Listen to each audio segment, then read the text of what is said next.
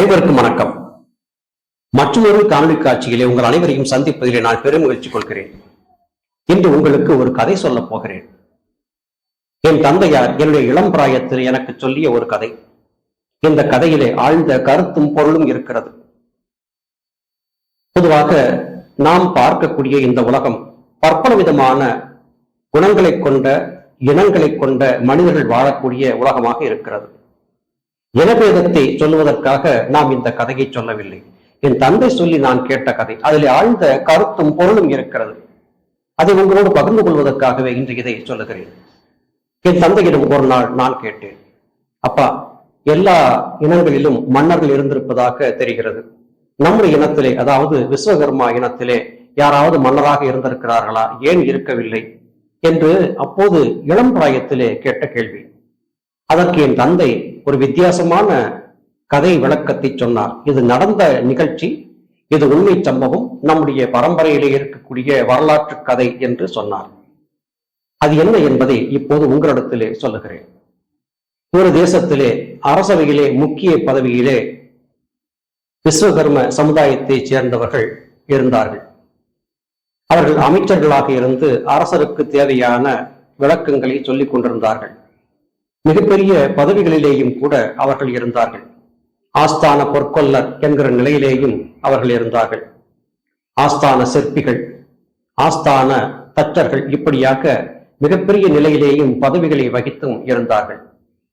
அப்படி இருந்த நிலையிலே மன்னர்கள் பொதுவாக எப்போதுமே அவசர புத்தி கொண்டவர்களாக தங்கள் விருப்பத்தை உடனே நிறைவேற்றிக் கொள்ள வேண்டும் என்று கருதுபவர்களாக இருந்தார்கள்.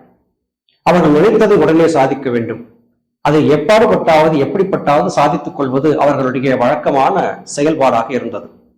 ஒரு சமயம் அவருடைய தேசத்திலே வாழ்ந்திருந்த மக்களிலே ஒரு குறிப்பிட்ட இனத்தை சார்ந்தவர்கள் மீது அரசருக்கு கோபம் ஏற்பட்டது. அதன் காரணமாக அந்த இனத்தை சார்ந்தவர்களை ஒட்டுமொத்தமாக அழித்துவிட வேண்டும் என்று அரசர் கருதினார். இதை தன்னுடைய அமைச்சர்களிடத்தில் எடுத்துச் சொன்னார். அமைச்சர்கள் அரசரின் இந்த எண்ணம் தவறானது என்பதை சுட்டிக்காட்டி செய்யக்கூடாது என்று தடுத்தார்கள். கேட்கவில்லை. இறுதியாக விஸ்வகர்ம சமுதாயத்தைச் சேர்ந்த சிற்பி, தச்சர் முதலாகியவர்களை அழைத்து, என்ன செய்வீர்களோ தெரியாது, நான் சொன்னபடி இந்த குறிப்பிட்ட இனத்தை சார்ந்தவர்கள் நம் தேசத்தில் இல்லாதபடியாக எல்லோரையும் கொன்றொழித்து விட வேண்டும் என்று கட்டளையிட்டார். இதற்கு மறுப்பு தெரிவித்தவர்களை குடும்பத்தோடு அழைத்துச் சென்று சிறையிலே அடைத்து, நீங்கள் அவர்களை கொல்லாவிட்டால் உங்கள் குடும்பத்தார் அனைவரையும் நாங்கள் கொன்று விடுவோம் என்று மிரட்டினார். தங்கள் குடும்பத்தை, தங்கள் குழந்தை குட்டிகளை காப்பாற்றிக் கொள்வதற்காக செய்யக்கூடாத தவறுகளை அந்த கல் தச்சரும் செய்தார்கள். ஒரு மிகப்பெரிய கல் மண்டபத்தை உருவாக்கினார்கள். அந்த கல் மண்டபத்தை ஒரு விசையை தட்டினால் உடனடியாக இடிந்து விழும்படியாக அந்த மண்டபத்தை அமைத்தார்கள். அந்த மண்டபத்திலே அந்த தேசத்திலே இருக்கக்கூடிய அனைத்து இனத்தை சார்ந்தவர்களும் அந்த உணவருந்தும்படியாக ஏற்பாட்டை செய்து வைத்தார்கள். ஒவ்வொரு இனத்திற்கும் தனித்தனியாக மண்டபத்திலே உணவு பரிமாறப்பட்டது. அரசருக்கு பிடிக்காத ஒரு குறிப்பிட்ட இனத்தை சார்ந்தவர்கள் என்று தனியாக ஒரு மண்டபம் அமைக்கப்பட்டது. அந்த மண்டபத்திலே அமர்ந்திருந்து அத்தனை பேரும் உணவருந்திக் கொண்டிருந்தார்கள். அரசர் கண்காடி காட்டினார். அந்த இனத்தை சார்ந்தவர் அமர்ந்திருக்கும் மண்டபத்தை இடித்து விடு என்று ஒரு விசையை தட்டினார். விஸ்வகர்ம இனத்தைச் சேர்ந்த அந்த துரோகி மண்டபம் இடிந்து விழுந்தது. மண்டபத்தில் இருந்த அனைவரும் மாண்டுபட்டு போனார்கள். மண்டபத்தின் ஓரத்திலே, ஒரு தூணின் ஓரத்திலே ஒரு பெண் அமர்ந்திருந்தாள். அந்த பெண் நிறைமாத கர்ப்பிணியாக இருந்தாள். அவள் மீதும் கல் விழுந்தது. கல் விழுந்ததிலே வயிற்றிலே கல்பட்டு வயிறு கிழிந்து உள்ளே இருந்த குழந்தை வெளியே வந்து விழுந்தது. உயிரோடு இருந்த அந்த குழந்தையை ஐயோ என்று இறக்கப்பட்ட மற்றொரு இனத்தை சார்ந்தவர் எடுத்துச் சென்று வளர்க்கிறார். இப்படி அந்த குழந்தை எடுத்துச் செல்லப்பட்டது யாருக்கும் தெரியாது. சிறிது காலம் ஆயிற்று. அந்த தேசத்திலே குறிப்பிட்ட அந்த இனத்தை சார்ந்தவர்களின் சேவை தேவை என்பதான ஒரு நிலையை அரசர் புரிந்து கொண்டார். அமைச்சர்களை அழைக்கிறார். அந்த இனத்தைச் சேர்ந்தவர்கள் இல்லாத காரணத்தால் குறிப்பிட்ட சில பணிகள் நடக்காமல் போய்விட்டன, அந்த இனத்தவர்களை கொண்டு வாருங்கள் என்று கேட்கிறார். இது எப்படி சாத்தியம்? எல்லோரையும் கொன்று விட்டோமே, அடுத்த தேசத்தில் இருப்பவர்கள் இங்கே வரமாட்டார்களே என்று பதில் சொல்லப்பட்டது. மறுபடியும் கல் தச்சரையும் அழைத்து அவர்களிடத்திலே கட்டளையிடுகிறார்.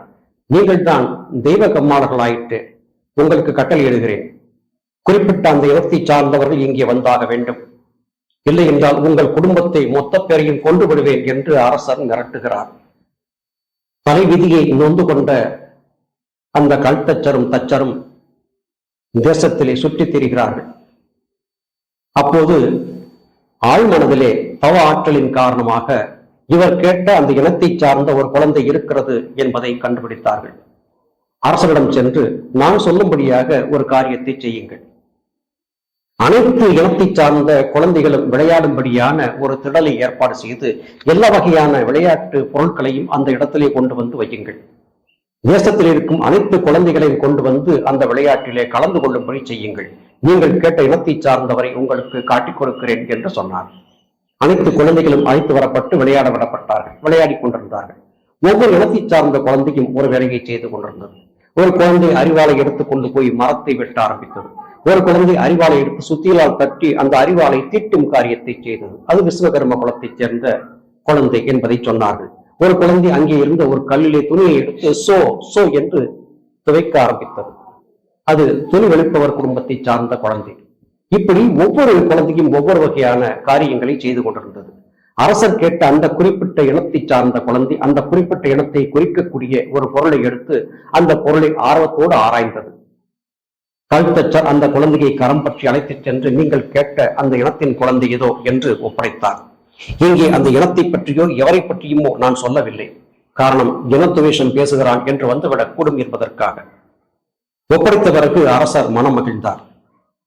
கல்தச்சர் மற்றும் அவருடைய குடும்பத்தை சார்ந்தவர்களை சிறையில இருந்து விடுவித்தார். அன்று ஒரு வாக்கு கொடுத்தார், இனி நானோ என்னுடைய சந்ததிகளோ எந்த காரணத்தை கொண்டும் அரச காரியங்களில் ஈடுபட மாட்டோம், அரச சேவை செய்ய மாட்டோம் என்பதை சொல்லி அங்கிருந்து புலம்பெயர்ந்து வேறு தேசத்திற்கு சென்று விட்டார். இது என் தந்தை சொன்ன கதை. அவசரப்படக்கூடிய மன்னர்களுக்கு உதவி செய்து பல உயிர்கள் சாவதற்கு காரணமாக இருந்த விஸ்வகர்ம சமுதாயத்தைச் சேர்ந்தவர்கள் சாபத்திற்கு ஆளானார்கள். எத்தனை உழைத்து பாடுபட்டாலும் வீணாகி போவீர்கள் என்கிற சாபத்தை பலர் வாயிலே வாங்கினார்கள். 10 பேர் பல்லிலே ஒருவர் பல் நச்சு பல்லாக இருக்கும் என்று சொல்லுவார்கள். அன்று பெற்ற சாபம் இன்றளவும் விஸ்வகர்ம சமுதாயத்தை ஆட்டி படைத்துக் கொண்டிருக்கிறது. தவறு செய்ய சொன்னவருக்கு தண்டனை கிடைத்திருக்க வேண்டும். அவர் எப்படி இருந்தார் என்பது தெரியாது.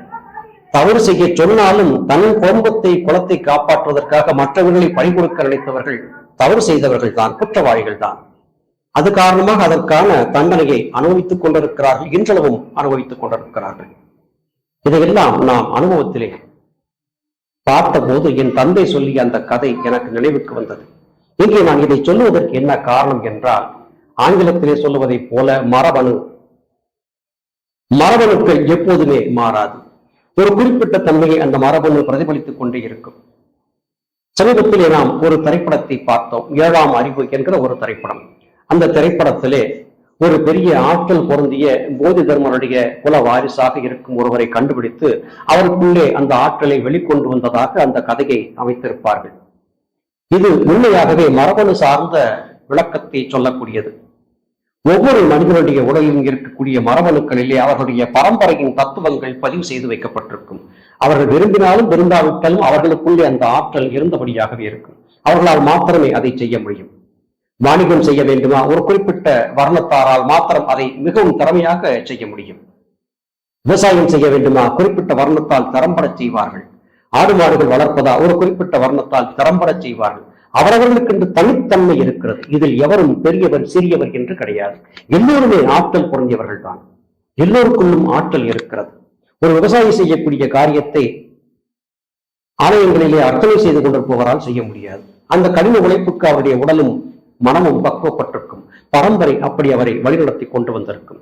இப்படி பார்க்கும்போது இந்த உலகிலே பிறந்திருக்கக்கூடிய அனைத்து இனங்களும் ஏதாவது ஒரு மகத்துவமான ஆற்றலை தன்னகத்தே கொண்டவர்களாக இருப்பார்கள். அந்த இனத்தை சார்ந்து வாழ்ந்திருக்காமல் வேறு இனத்திலே தத்தாக சென்று வாழ்ந்திருந்தாலும் கூட அவர்களுக்குள்ளே அந்த மரபணுக்குள்ளே அவை பதிவு செய்து வைக்கப்பட்டிருக்கும். குறிப்பிட்ட அந்த காரியத்தில் ஈடுபடும் போது தங்கள் மூதாதையர்கள் எப்படி செய்தார்களோ அதுபோல திறமையாக அந்த காரியங்களை செய்ய முடியும். தங்களுடைய இனம் சார்ந்த தொழில்களிலே புதுமைகளை புகுத்தவும் அதிலே தீவிரமாக செய்யவும் அவர்களால் முடியும் என்பதை என் தந்தையார் எனக்கு சொல்லிக் கொடுத்தார். இதே கருத்தை சொல்லக்கூடிய விவேக சிந்தாமணி பாடல் ஒன்றையும் நான் நினைவுபடுத்த விரும்புகிறேன். நீரளவை ஆகுமாம் நீராம்பல், தான் கற்ற நூலளவை ஆகுமாம் நுண்ணறிவு, மேலை தவத்தளவை ஆகுமாம் தான் பெற்ற செல்வம், குலத்தளவை ஆகுமாம் குணம். தாமரை தண்ணீர் மட்டத்திற்கு மேலே எவ்வளவு உயரமாக தண்ணீர் மட்டம் உயர்ந்தாலும் தாமரை உயர்ந்து கொண்டே இருக்கும். ஒரு மனிதனுடைய அறிவு அவன் கற்ற கல்வியை கொண்டே பெருகியபடியாக இருக்கும். ஒருவன் வாழக்கூடிய வாழ்க்கையில் அவனுக்கு ஏற்படக்கூடிய நல்வினை தீவினை சாதக பாதகங்கள் இவை எல்லாமே அவனுடைய கர்மவினையை சார்ந்தே நடக்கும். அவன் கொண்டு வந்திருந்த பாவ புண்ணியத்தை பொறுத்து அவனுடைய வாழ்க்கை என்பது இருக்கும். ஒரு மனிதனுடைய செயல்பாடுகள் எல்லாமே அவனுடைய குலத்தை பொறுத்து மரபணுவை பொறுத்தே இருக்கும். இதை நம்முடைய முன்னோர்கள் ஆழமாக நம்பினார்கள், சொல்லிச் சென்றார்கள். அது அனுபவத்தில் உண்மையாக இருப்பதையும் பார்க்க முடிகிறது. இது நம்முடைய முன்னோர்களால் உருவாக்கப்பட்ட தத்துவங்கள்.